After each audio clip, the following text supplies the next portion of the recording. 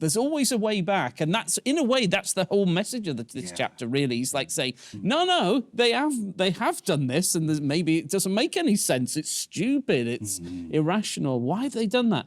But the Lord's always saying, and he has this imagery down from verse 22, and when he's getting into this picture of a tree kind of a thing, and he's like, okay, so Gentile people, they're saying, but he's like, there's always room for the original Israel people. There's always room. The door, and he's going to say the door's always open to the end of time. There's always the door open. Don't ever write anybody off. Don't write anybody off, and especially not people who've got so many reasons to believe.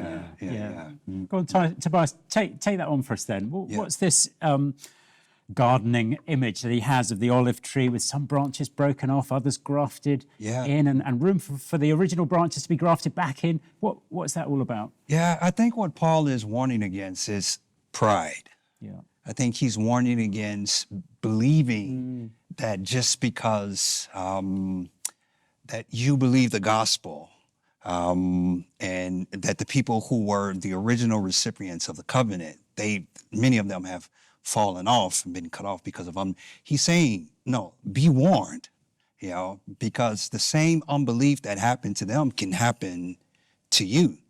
And so he's saying, don't really look at your salvation as being something that you are entitled to, because it still comes down to faith in the gospel, faith and belief in the gospel.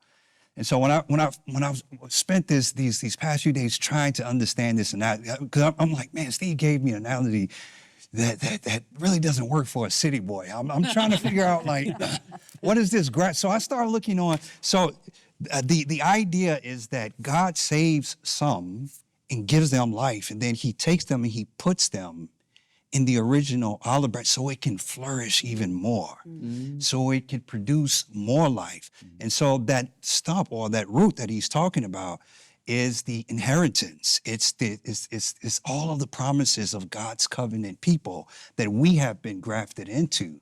And what Paul is saying, don't become arrogant and foolish that you've been grafted in, but fear God, worship him, be thankful.